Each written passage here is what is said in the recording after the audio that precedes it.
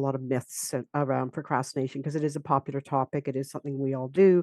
You see a lot of myths and YouTube videos and all sorts of articles about get better time management skills and you'll stop procrastinating. Master your procrastinating by shoring up your willpower, right? Or stop being lazy and procrastinate less. And it's unfortunate because Welcome back to the Tools from Therapy podcast. What you're about to listen to is a podcast interview I just had with one of the world's leading experts in procrastination. I'm so excited to share this with you because procrastination is something that a lot of us struggle with. And I think a lot of us have our guesses about what causes the procrastination and how to deal with it. But Professor Sarwar's work has gone into exactly what the underlying causes are, not at the symptom level, not at the superficial level, but if we dig a bit deeper, what are the actual reasons that we procrastinate and how can we overcome it? She has done 20 plus years of research on this subject, so everything you're going to get in this podcast is extremely valuable, extremely evidence-based and scientific. She's definitely a person of science and she's worked a lot in this field. She's also just a good human being. She wants to share her work with those who don't have access to this. So she's a great guest to have on the Tools from Therapy podcast. And I'm very excited to introduce her and to hear what you guys think of her work that she's conducted at Durham University, prior to that at other universities in the UK and Canada. Very excited for this episode. I hope it brings you value in finally overcoming that procrastination habit. Let's start by defining it. I think that's the obvious starting point. So I'm sure you've defined this 1,000 times, but for the listeners. Well, no, I'm really glad you asked that though, because a lot of times people just start talking about procrastination and we don't really have that clear understanding of what it is. And I think that is an issue because sometimes people think they're procrastinating, but they're not. And other times people think, oh, I don't procrastinate. And actually they are. So we do have a very clear working definition. Those of us that work in this area and research procrastination, trying to understand its causes and effects. So it is a form of delay. Most people understand that. I think that when you're procrastinating something, you're putting it off, but not. I think the common phrase that my colleague Tim Pitchell that says that always stuck with me is, all procrastination is delay, but not all delay is procrastination. And so when we're procrastinating, it's a particular form of delay. It means that it's a delay for something that you said that you would do. So there was an intention behind that task, whether that was a big task like, renovating, your bedroom or building an addition to the house or getting a degree, or a small task like answering an email that you find uncomfortable. So you've said, I'm going to do this, but then you don't. Right. And the reason you don't is what defines procrastination. So if you don't follow through on that intention, because it just you've chosen to, so it's voluntary and it's unnecessary. So there's no good reason. There wasn't something more important that came up that you had to. So that would be a reprioritization of your goals, where you said, actually, yeah, I said I was going to do this, but I have this other really big urgent thing I need to take care of. And that goes back to the voluntary part, though, too. It's not like somebody else came along and says, no, you have to stop what you're doing. And we need you to take care of this instead. Right. So if you're, a manager or somebody else says, no, you can't do that right now. So it's completely voluntary. It's unnecessary. Okay. And it can be at any point in how we work on our goals. It can be right at the beginning where you never actually start, or say you've been working on it and then you just stop and abandon it. That both of those situations can be representing procrastination. But I think the key thing that makes procrastination really distinct from most types of delay that we think about or might experience is that we do this unnecessary voluntary delay of this intended task, and it's an important task too. It's not something trivial, despite knowing that there's going to be harmful consequences for ourselves or for other people. And so that's a lot of conditions around it, but it actually, that really does give you a good idea of when you're procrastinating or not. If one of those things isn't in place, that it might not be procrastination. Yeah, that's actually super helpful. In other words, there's no such thing as good procrastination then, by that definition. Exactly. Exactly. Thank you for pointing that out because I get a lot of people saying, well, can't procrastination be good? Well, then you're not talking about procrastination, and this Mm, comes up in the context of creativity and that, and then there's some people that say, oh, procrastination is good for creativity and creative thinking. That's delay. Delay in taking your time with ideas can be good, but that's just mm. your garden variety delay. It's not your actual harmful delay, which we call procrastination. Aha. Okay, great. I'm with you. So I think that's a pretty clear definition. I'm happy to move forward with that. Mhm. I think perhaps another useful starting point for this conversation would be why should we even care? Why should we even care to address procrastination habit or procrastination behaviors? In other words, if you were to scare us into fixing our procrastination, how would you absolutely terrify us here? Yeah. Well, and yeah, no, and that's the thing. Most people do. We think of procrastination. Like, how many memes have you said? Like, when I post things about procrastination, they go, "Oh, I'll read it later." Like, everybody jokes about it. It's like it's so easy to have humor about it, and Mm, in some ways, we use the humor to diffuse actually mm, the harmfulness of procrastination. Right? mm, Like, I think on some level we know it's not good for us, even though we might trivialize it with humor from time to time. And we do this because it can have a lot of consequences, negative consequences. It's bad for your health, both your mental and physical health. So, a lot of my research and what got me into the field of studying procrastination is I started off mostly in health psychology. And, I came across an early study back in the late 90s that suggested that students who procrastinated across the term experienced poorer health and higher stress at the end of term, although they were quite fine at the beginning of term. And that kind of prompted me to go like, why? Why is that? And so, over the last more than 2 decades, that's what I've been mm, researching. And what that research has shown really clearly is that when we procrastinate, especially if it becomes a habitual response, and even if we do it once in a while, it causes stress. mm, Okay. And we know that stress is bad for physical health, it's bad for our mental health. Numerous studies have shown procrastination has strong links to anxiety, depression, and other mental health issues. But more importantly, and because we know that the mind body relationship, just because we have poor mental health doesn't mean we continue to stay physically healthy. It actually then can have an impact on our physical health. And so, what I found over the past couple of decades is that people who have a habit of procrastinating in particular tend to experience more minor physical health complaints, such as being more susceptible to flus and colds, mm. um, Wow. muscles aches and pains, insomnia, digestive issues.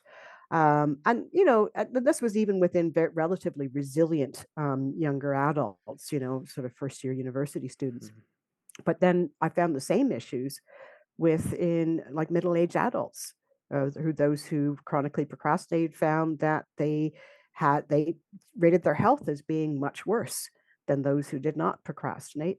And scarier still, so this is the really scary mhm, part that actually surprised me was mm, in one study we looked at people who had been diagnosed with hypertension or cardiovascular disease, and we compared them to a healthy control group. And this is out of a sample of about 1,000 people who answered these self-report surveys about chronic procrastination tendencies and their health and well-being, etc.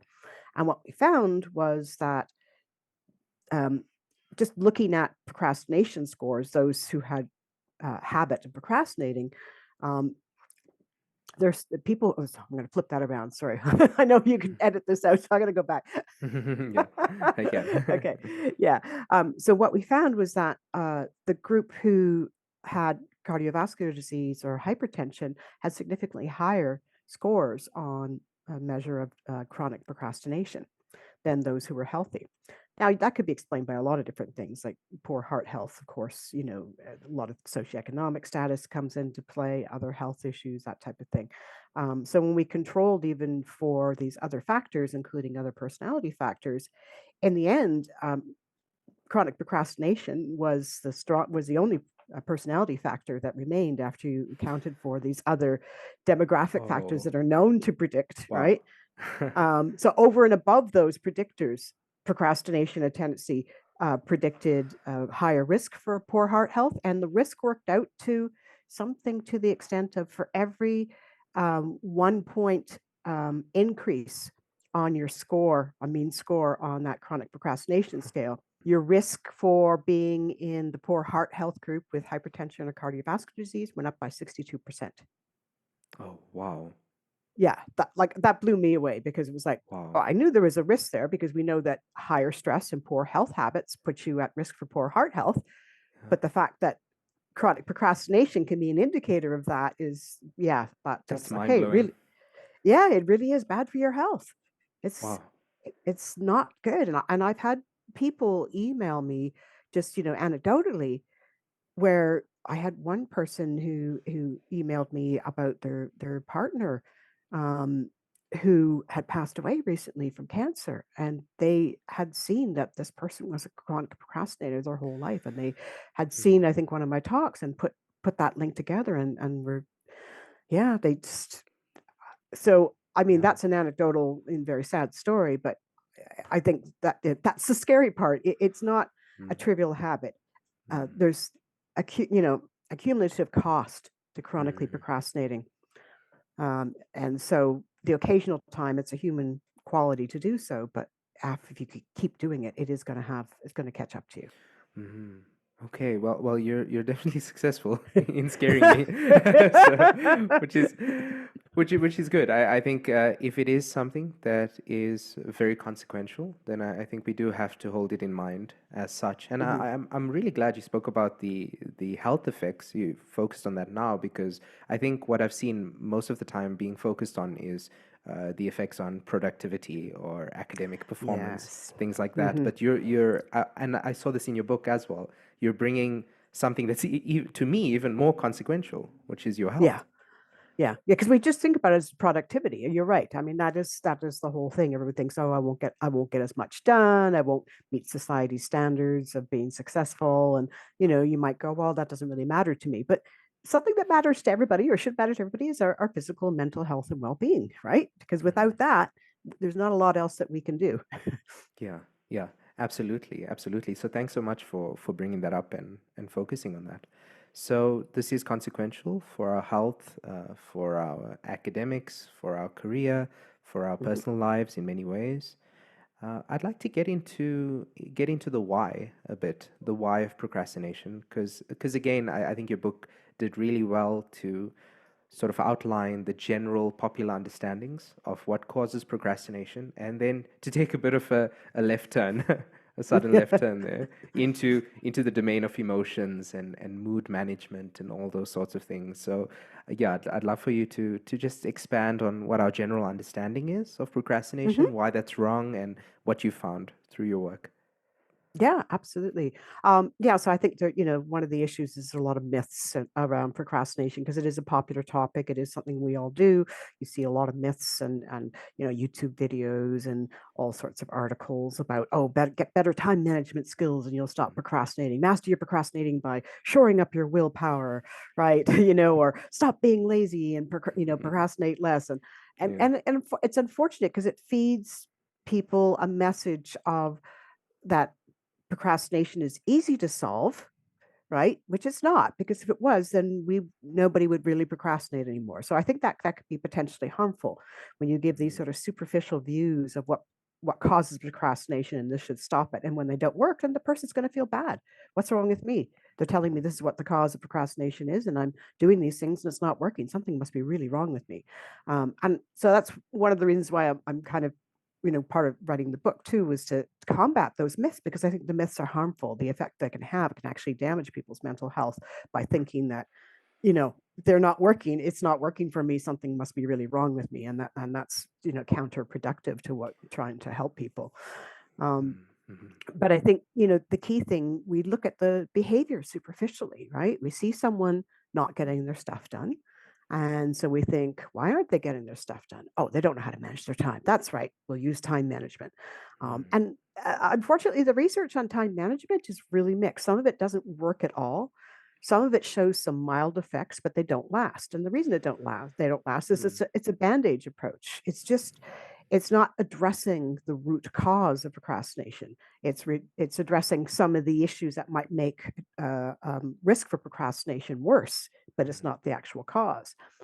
And then the same thing is about laziness. We see as a very superficial view. I think that's probably the most superficial judgment about procrastination is someone who procrastinates lazy, right? Again, a negative evaluation, which can only serve to make someone who's already feeling bad about the procrastination that much worse. But laziness, so like in, there's no formal definition in psychology about laziness. It's not a term that we use. It's a lay term, right? And it's a term that we use to describe somebody who's not doing something we think they should be doing. And that gets into social norms around productivity when it comes to procrastination, right? Because we have this sort of uber productive society. Like, how many self help books are out there saying how to get more time into your day or how to get more done in your limited day and how to be more productive and all these methods and techniques to help people kind of, amp up and, maximize their productivity output. So we've got these social norms about being productive. So if you're procrastinating, you're not being productive. So you're transgressing social norms. And so then that opens you up to people saying you're lazy or there's something wrong with you and making it about a character flaw. And in fact, all that's really doing for a person who procrastinates is actually driving the procrastination more because from our perspective, or my perspective, we came up with this theory of procrastination a little over a decade ago. We realized that, procrastination is irrational, right? It's not about, oh, I need more discipline or I'm just not managing my time or I just need to stop being lazy. It's actually irrational. People know they shouldn't be doing it. They feel bad about doing it, yet they continue to do it. And that means that whatever is driving it must also be irrationally based. And that brings us to emotions. And that's where we went back to, some of the evidence that had been done on procrastination and realized, hey, it's not poor willpower. It is about emotions at its core. Like, why do you procrastinate something? We know that we procrastinate things that are uncomfortable, unpleasant. They present us with challenging emotions that we may not want to experience or may not know how to handle or cope with. And this was very consistent across the evidence that's out there, and it leads to the view then, and at least from my perspective, emotions are ground zero for procrastination. Right? What you're doing is you're taking a task that brings up negative emotions. That task doesn't have to be an unpleasant task, but it is an unpleasant task to you. It may bring up your fear of failure. It may bring up uncertainty, anxiety, stress, frustration, boredom, full spectrum of negative emotions. And if you don't have at that particular moment the capacity to deal with those emotions effectively and transmute them into something more productive and harness them into, something to motivate you rather than to paralyze you, um, what do? Right? We don't like being in negative states. We take that task, we push it off to the side, and now we've got relief. We've just managed those emotions. We've managed that mood. And that's really what procrastination is. It's an avoidant coping strategy designed to manage short term mood that we can't otherwise manage in that particular situation. I see. So in a way, we're rewarding the procrastinating behavior, so it gets reinforced by the Exactly. relief. That's right. And you're absolutely right. So that's what makes it so difficult and why people can also get into that spiral. So that's one part of the downward spiral of procrastination is you're rewarding that behavior by getting that relief. The second part, though, is that every time we procrastinate, we know that we're transgressing those social norms, right? We know that we're not being productive. So there's an awful lot of guilt and shame that comes along with that. And there's been research that's been done on this, and there's particular thoughts or cognitions that people have after they procrastinate, and they're very self-deprecating. There's this negative inner dialogue, like, what's wrong with me? Why can't I get going? Why am I procrastinating again? And all that does is generate more negative emotion that layers on top of that task that you're already feeling uncomfortable about. And that's not going to push you to do it. Like, I think we have myths about if we really make our hard on ourselves and we really get guilty about things, we'll finally get around to doing it. And when it comes to procrastination, because it's about difficulties in mood management, all that does is ensures that you'll continue to procrastinate. And in fact, that's what the research has shown too. So I feel bad about myself, so I procrastinate, and I procrastinate, so I feel bad about myself. It's sort of this Yeah, vicious cycle, if I yeah, simplify it. exactly. Yeah, no, exactly. And the task, because sometimes sometimes the task can, it's not necessarily you can feel bad about the task, or the task brings up existing negative feelings that you have about yourself or about your performance or what you anticipate might happen if you don't complete the tasks a certain way. Hmm. Does that mean that people who feel shame a lot more commonly, frequently, more intensely, just in general, outside of Mhm. procrastination, does that mean they're also more likely to procrastinate? They might be more likely to continue to procrastinate once they've started, Okay, I see. right? Because this shame and guilt tend to be the after effects of procrastination, right? Mm, Whereas what's going to start you procrastinating might just be, I don't know what to do with this task. I feel like an idiot. Um, I have no idea. I'm so stressed about this. I'm afraid of getting it wrong. I'm afraid of disappointing people.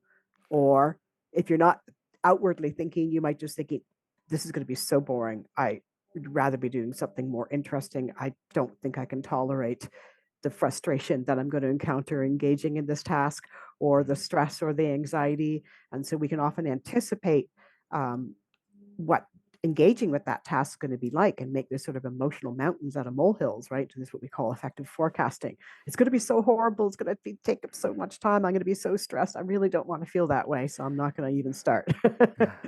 mm. So in that case, it's not even about what you're feeling. It's more the anticipation of what you think you might feel if you engage in the task that's causing you Yeah. to procrastinate.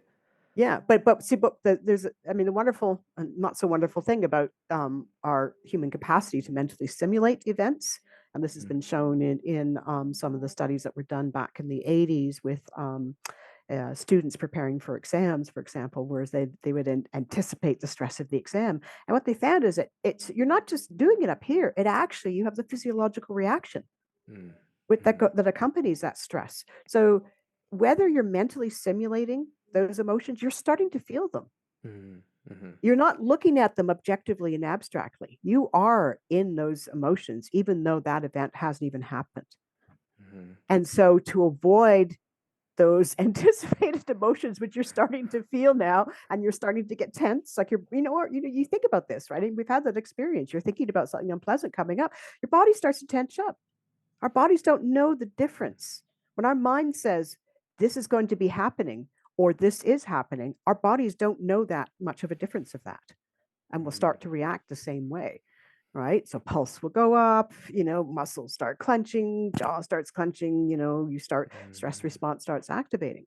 It can't tell the difference between an anticipated stressor and a stressor in the moment. I mean, there'll be difference in the degree of that activation, but it's still activated. And so that's why you could say you haven't experienced them, but I would argue that no, the minute you start thinking about them, you are experiencing them. Same ways it's retrospective, right? If you recall a troubling event, and we use this in psychology experiments a lot, where we get people to think back to a difficult event because we want them to re-experience those, at least some version of those emotions. It might not be as intense, but it's they're still experiencing that again emotionally. Just a quick announcement. So, we're talking about procrastination and the ability to overcome it, but procrastination might just be one skill that you could get better at. There are many personal development skills out there that might be a bit more relevant for you given your context, your goals, your challenges, and your personality. And the personal development industry often doesn't give us guidance in terms of prioritizing what skills to work on and what evidence based tools to use to build those skills within ourselves. So, if you're interested in something like that, if you're interested in a bit more of a personalized way to get to what your personal development plan needs to look like, then I'd encourage you to check out my online course, Improve Yourself in Everything Else. I'll leave a link in the bio. Now, on with the podcast. Okay, so I'm starting to get a sense of the emotional aspects to procrastination here. We have a difficulty being with the discomfort of certain emotions, and so there's some emotional avoidance going on here. Mm-hmm. There's a whole range of negative emotions that come from negative evaluations of ourselves based on the fact Yep. that we have procrastinated. And this last aspect that you've mentioned, this forecasting and anticipating the task, can create these negative emotions in the present. So Mhm, a lot of different mechanisms going on here emotionally. If we mhm, transition a bit into what to do about this, what does you mentioned a phrase earlier? I think it was mood management or managing mhm. your emotions. Yeah. Is managing your emotions is that about decreasing the intensity of the emotions so that you're able to cope? Is it about learning how to be with those negative emotions so that you can still move forward in the behaviors? What does it mean? Yeah, it's actually both. It really depends on I think, some people have less tolerance for the intensity of a certain emotion, so, um, definitely when emotions are more intense, they're less, tolerable for most people. We just have a natural aversion to anything that's unpleasant, right? We approach, pleasure and avoid pain. There's just this very primitive hardwiring system within all of us, that we're made, not always aware of. And those reward systems are very highly keyed up as well. I mean, sometimes it's not about removing negative emotions. So when we talk about mood management, procrastination, and a lot of the tips I talk about are not to get rid of all the negative emotions, right? Like you can still feel bad, but you brought it down, as you mentioned, maybe think about it as an intensity. You brought it down to a level that's more manageable, that you can tolerate, right? That you can work through. That's not going to distract you. Now, everyone has that threshold for where that is different for everyone. There are individual differences, along a continuum of the degree to which someone can manage those negative emotions when they're up here versus very high or very low. Mm. Uh, and I think the key thing here is it's emotion regulation. So mood management, emotion regulation, same thing here. But some of the research that's been done and some very clever research that was done a few years back. Um, there's one group that they ran a couple of studies looking at this sort of approach to students who were procrastinating and the mood management.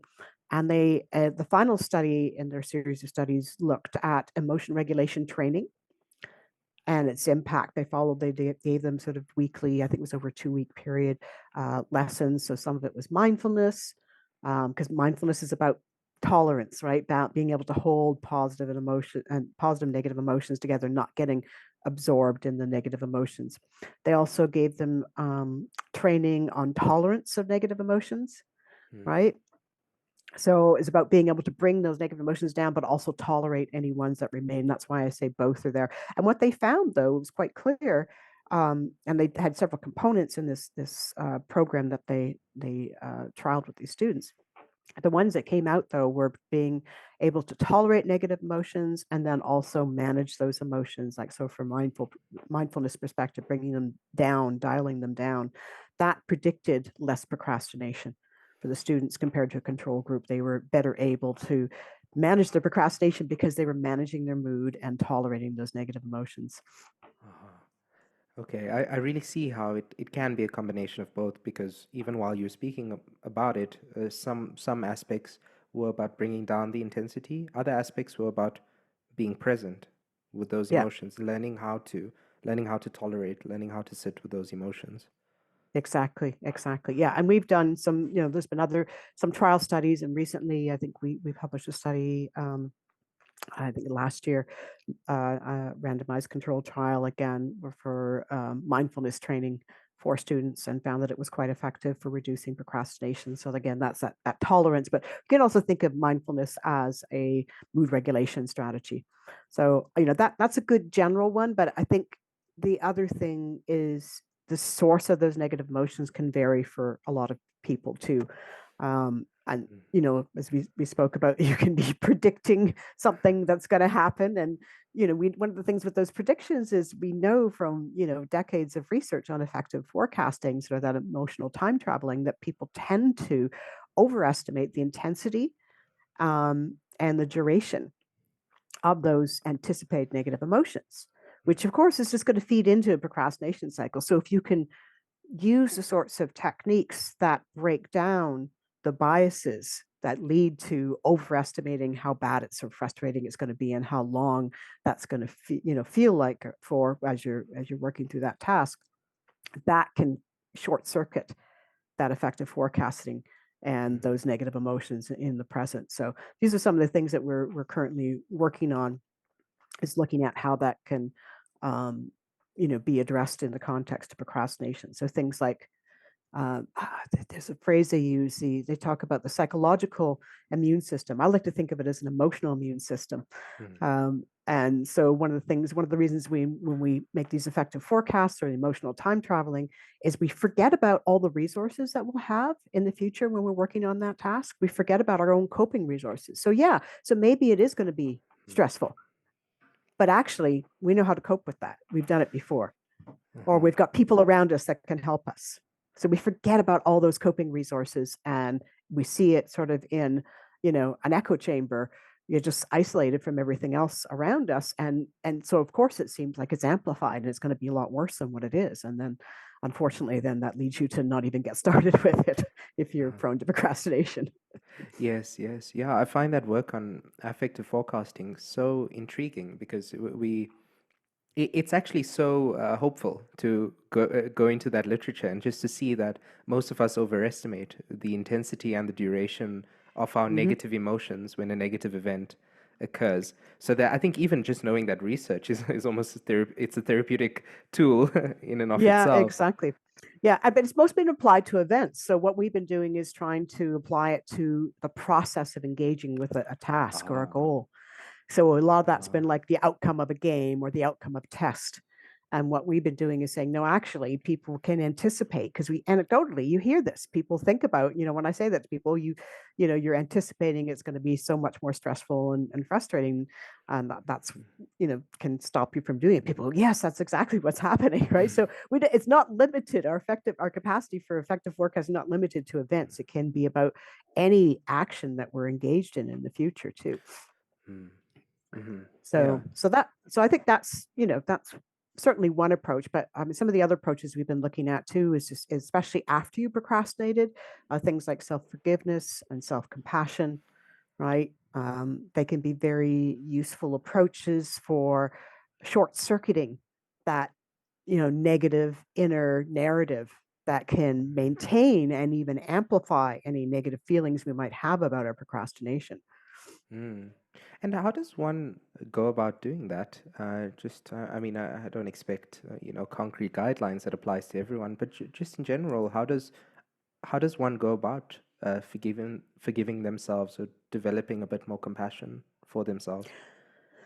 Yeah, so I think, I mean, there has been research on the forgiveness, and it showed again quite clearly that students who forgave themselves for procrastinating on their studying actually got on with their studying and procrastinated less. And the reason it was because it reduces those negative feelings. So we know that's sort of the mechanism that's going on. So part of it is you have to accept. There's an acceptance involved both in that, in forgiveness and in self compassion. Mm, So you can't avoid the fact that you procrastinated, which can feel bad, and that can be a mm, tricky part for some people too. They don't even want to think about it mm, because then they'll feel bad because they know if we admit that we procrastinate, we start feeling bad. And so some people even avoid the thought and may say, "Oh, I'm not procrastinating. I'm doing these other things." So there can be a lot of denial around it.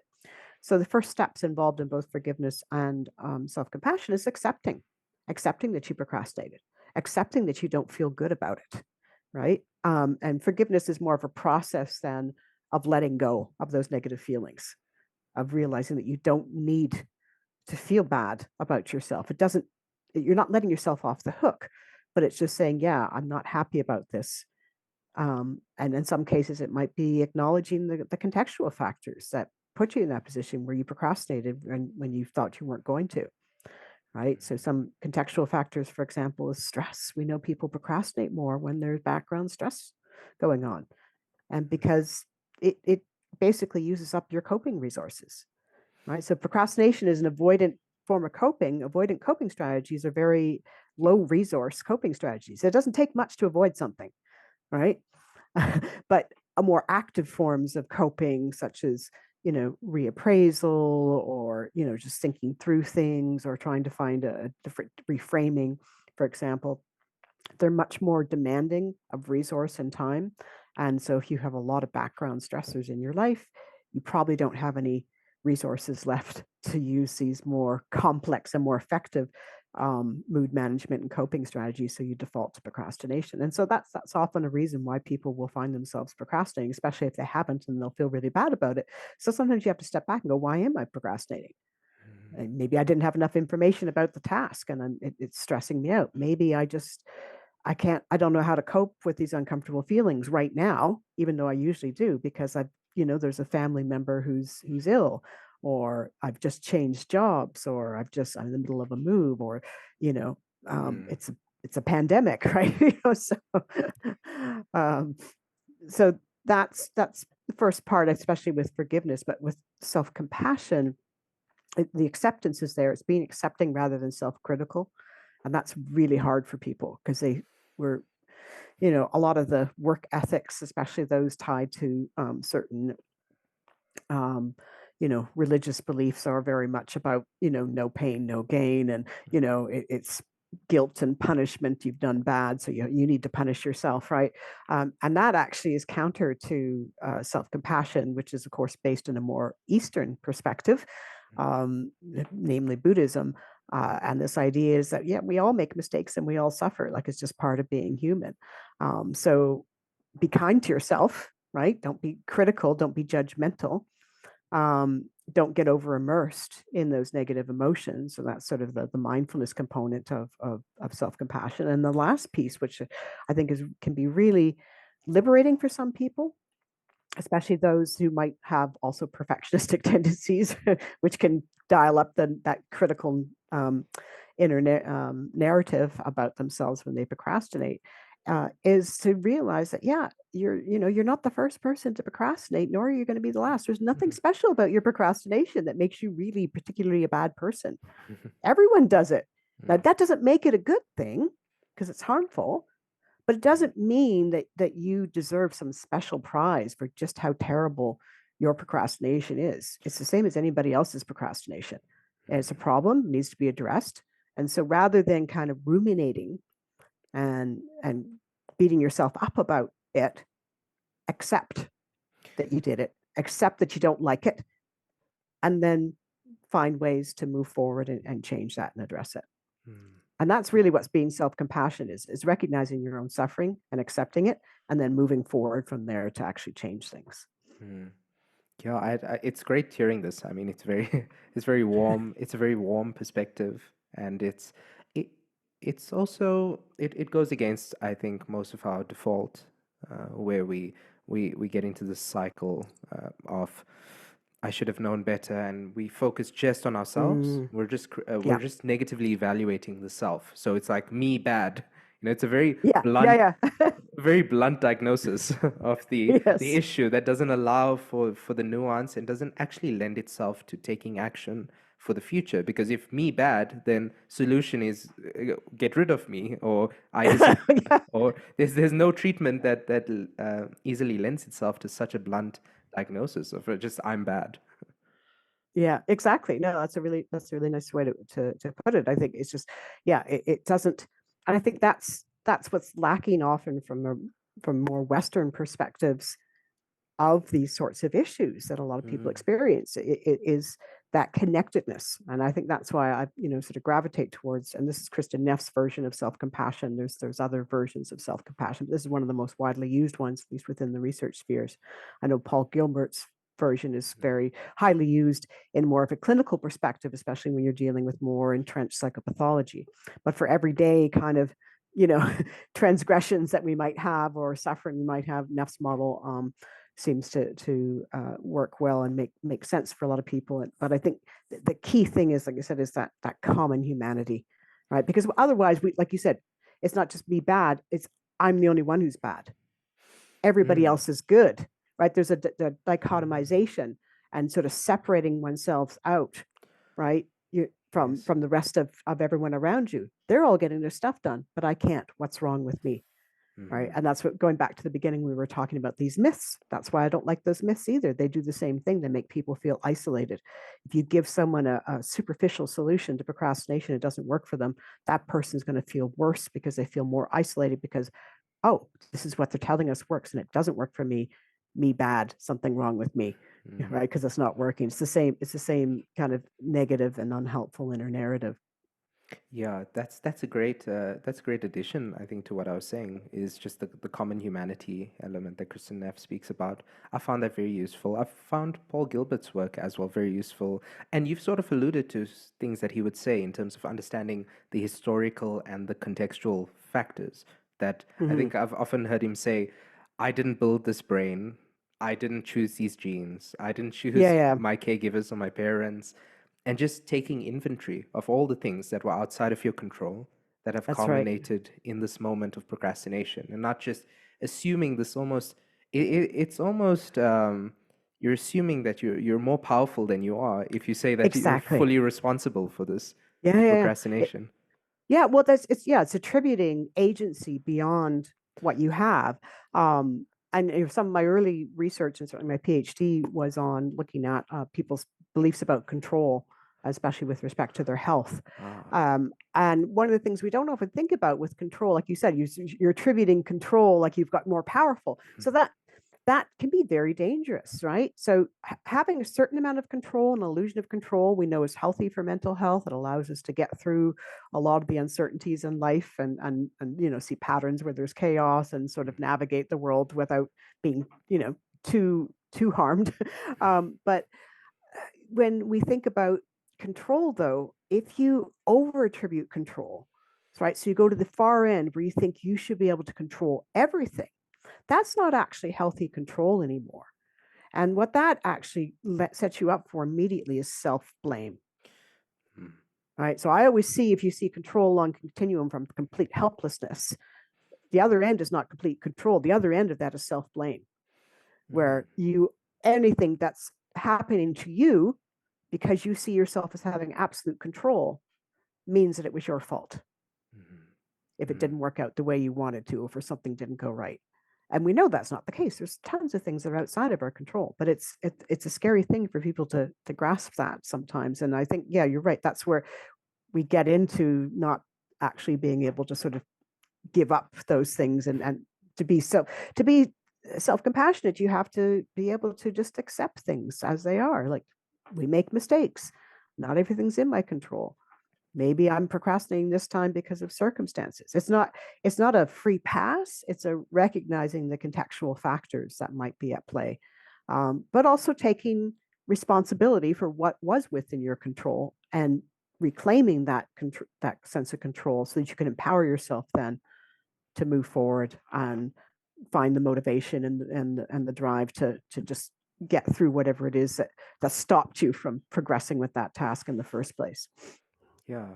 Yeah, thanks for that. So I think I forced you to scare us at the beginning of the podcast, and now you've warmed us up a bit and made us a bit more self-compassionate. Uh, and the one of the last things actually I'd like to ask you to help us with is just to enlighten us around these moments of confusion. Because what I think most people, the experience most people have when they're procrastinating is not actually that well defined, or there's not a lot of self awareness in those moments. I'm just speaking from my clinical practice and my conversations Hmm. with clients. It's not so much, oh, I'm having this difficult emotion. Let me try to avoid it. It's not Yeah. very conscious. So No, no. it's very almost murky, and it's what I often hear is, oh, I'll get to it later, or ugh, I don't wanna do that. It's just ugh. Yeah, So yeah, yeah. for the person in that sort of just the apathy, just the or the ugh, I don't want to get into that. Where should they start to move forward with techniques? No, and that's a great question. I think, yeah, I mean, we're jumping into techniques, but I think um you need to be able to identify what that emotion is, or emotions. It could be a series of emotions, and some positive emotions can be in there. We found some evidence that mixed emotions are also a part of procrastination. So you can be really excited about something but really afraid that you're not going to be able to reach that potential that you would like to achieve, and so you have this sort of conflicting emotions, but you have to be able to identify them. You do have to do a little bring those emotions up to the surface to make them bring them into your awareness rather than just reacting to them, because that's the problem with avoidance. Is it's a hardwired, almost very reactive stance. Like you said, we just, I don't want to, right? Without then slowing down and, you know, saying, okay, I need to be able to sit through and figure out what those emotions are. And I think this is where mindfulness, why it is such a powerful tool at any stage, especially even at the beginning, is just helping you get more in touch with those emotional dynamics that might be at play. Um, Mm. right now we're developing, we're still in the process. We're going to be trialing it with a focus group next week, a toolkit, a self-help toolkit, Cool. based on a lot of the evidence and some of the things we've been talking about. And so we, in designing it, so we have the main section, which is like seek the source, like find the source of those emotions. Is it a effective forecasting? Is it perfectionism? Is it thinking you're the only one, like low self-compassion? And a variety of other approaches. But before we even get to that stage, just as you're saying, one of the things that's really important is being able to, find what that emotion is. And we call that the section, the name so you can tame. Like you have to be able to name it before you can tame it, right? So that's sort of simple, very simplified way of presenting it to people that, we're hoping that it'll make sense. And so a lot of it's just sitting. Can you identify what those emotions are? So we have some exercises in the toolkit to get people to sit down and think about what that emotion is. How intense is it? Don't think about where it's coming from. Just try and see if you can figure out what that feeling is. Is it boredom? Is it frustration? Is it stress? Right? What are those emotions? And that is the first step, I think, is being able to get into that place of awareness with those emotions. Then you can start to work through their source, address that source, right? Um, and then move forward, and then now you're starting to manage the mood because you're dialing it down. You're looking at the source of it. If it's faulty effective forecasting, sometimes it's just a task that's overwhelming that we need to break down to be less stressful and overwhelming. Or sometimes we don't have enough information about the task that can lead to anxiety and risk of procrastination. So before you jump to that, you have to know what the emotion is. What's the core emotion that's really making you want to avoid. Mm. I'm glad you're saying this because this is really useful. It's also something I see in my therapy practice is that people are trying so hard to get rid of a certain emotion or to stop feeling a certain way that they haven't even taken time to slow down or to understand what is this? Where is it coming from? How do I feel it? Where do I feel it? What cluster of emotions are these? What are the emotions if Hmm. I were to put labels on them? So I've found that it's useful to slow down first. Before we Yeah, get rid of it, let's connect yeah, to it. Let's understand it, exactly. formulate it, diagnose it, and then we move on to tools and techniques. But Yeah. I think most people, that's not the intuition. No, no, and this is why I think, the whole culture around quick fixes and procrastination has thrived. People buy into that. Oh, I'll just do a time management course. I'll just shore up my willpower. I'll just do all these other things, and it'll make it easier for me to stop procrastinating because it's another way of avoiding those emotions. you know, Mhm. and Yes. while at the same time thinking that you're coming up to a solution that it may be a temporary solution, but it's not going to be a lasting solution because those emotions will come right back up again. Yeah, yeah, so true. I've actually been on some 10-day silent Vipassana meditation retreats. I don't know if you've ever heard of I've Vipassana. heard of those. Yeah, yeah. Yeah, yeah. So I mean, there it's about 10 hours of meditation a day that you're doing, and it's they move from attentional training where you're just focusing on breathing through the nose, and then they Hmm. move on to a bit more of a body scan, and then there's a bit more of compassion-related meditations toward the end of the 10 days. But in those meditational experiences, I mean, I had no idea of how unaware I was of certain things that were going on for me emotionally, Hmm. and just that subterranean landscape of Yeah. emotions and feelings and the depth and the layers. Like once you start observing this, just noticing what that's connected to. So Oh, yeah. I'm bringing this up because I think you don't really realize how much is going on for you, and you don't realize how ill-equipped you are to accessing that and naming and Hmm. feeling that until you've actually had an Yeah. experience such as that, or an experience that helps you improve your ability to be able to do that. Because once you have that most of us don't have that frame of reference of being more intensely mindful, and so I think we underestimate the amount of emotions that we're feeling, and so I'm saying this so that people are aware of that, Yeah, and can yeah. look to sources of mindfulness, naming, getting more in touch with their emotions, which again, I guess it doesn't lend itself to the quick fix, unfortunately, but according to your work, I mean, this is sounding like a really useful avenue to go down and to put time investing in. Yeah, definitely. I mean, it is. It's something you do have to commit to. Um, and I think the problem is procrastination itself is such a quick fix, right? It's a Mm, quick fix of mood regulation. It does mm, work. It does change your mood in the moment, and that's why people do it. But because it's a quick fix, it comes with collateral costs and collateral damage. And usually that means an amplification of those very emotions that you're trying to avoid in the first place. mm, And I think once people realize that, and this is part of what I talk about, sort of the downward spiral of mood and procrastination, if people realize that it's only going to get worse if you keep avoiding, and that's such as the nature of avoidance anyways, then they will maybe make a decision and hopefully a commitment to say, okay, right, I'm tired of doing this dance with myself where I don't like this feeling, I put it off and it comes back bigger than before and bites me even worse, and then I try to do mm. the same thing again, and and so on and so forth. But I'm going to put the time in and do a bit of self exploration and self discovery, and people come to that place, come there from different places too.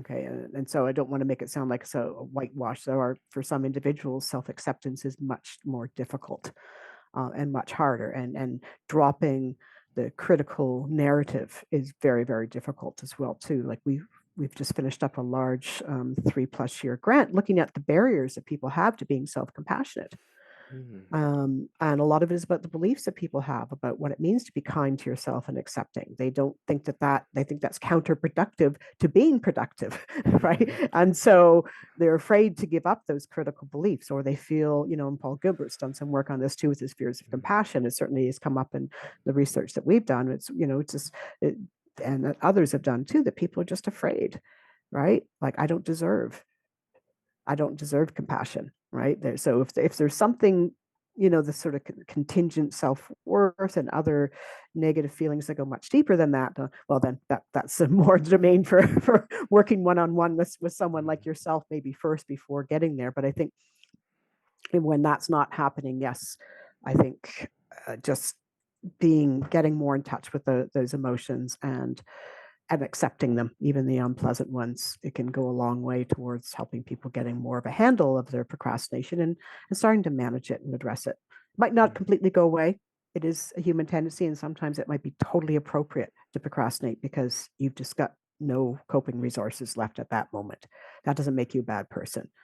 It just makes you human, right? mm. Yeah, yeah. Thanks for that. I appreciate the phrasing of that, and also the advice. I think a useful way maybe to land the plane on today would be to maybe ask you, outside of self-compassion, forgiveness, learning how to better regulate your emotions, learning how to better be with your emotions, naming it, taming it, being with. Are there any Are there any closing suggestions that you have for people in terms of things to look into, to grow into, to develop, to learn about? What other avenues, if any, would you like to close on? Yeah, I think the only one we haven't really talked about is meaningfulness and purpose. And I think a lot of times when we have tasks, that, especially ones that feel boring or that we might find difficult or frustrating, and we just can't manage those emotions, um, just reminding ourselves why we're doing them. Like, especially if it's a menial small task, we might forget that it's the first step on the pathway to achieving something larger that's really important to us. And we have some evidence to support this. When a former PhD student of mine, CC Yang, she found that getting people to simply complete the statement, and these are people who had a task they were at risk for procrastinating, simply saying, this task is important for my personal growth because this task is important for how other people see me, because this task is important for how I see myself, because three simple statements they completed. When she followed up with them 36 to 48 hours later and asked them to block the time they had been procrastinating compared to those who just simply thought about something positive about the task or just did it more of a neutral control type of activity, they procrastinated significantly less because they had reclaimed the meaning and say, right, I'm doing this. That's right. I'm doing this for myself. Because sometimes we think I'm doing it because somebody wants me else to do this. And we might start off having an intention, then someone else comes along and gets on board with that intention. And then we start finding it difficult with that task. And then we can sort of transfer the ownership of that task to somebody. I'm doing it to please them. When in fact, we were the ones who said, I wanted to do it in the first place. We need to remind ourselves of the reason why we decided to do this task. Why did you say I'm going to do this? It must have had some value and importance for you. And reclaiming that, what that does, it doesn't eradicate those negative emotions. It gives them context and purpose. Mm. Now, you know, as you're struggling with that frustration, it doesn't matter because it's going to help me get there. Oh, yeah. I mean, I've personally done that, so I can totally relate. It's so easy to get disconnected from that sense of purpose when you're focusing on all the micro tasks related to that bigger mission or cause or bigger sense of meaning or more personal meaning that's Yeah. connected to it. So I love that, and yeah, thank you so much, Professor Sarwar, for all the value that you've given in, and also for your willingness to share all of this stuff. I do think it's so impactful, it's meaningful, and purposeful. So I can see why you don't procrastinate on this aspect. So thank you so much for being here. Oh, well, thank you for having me.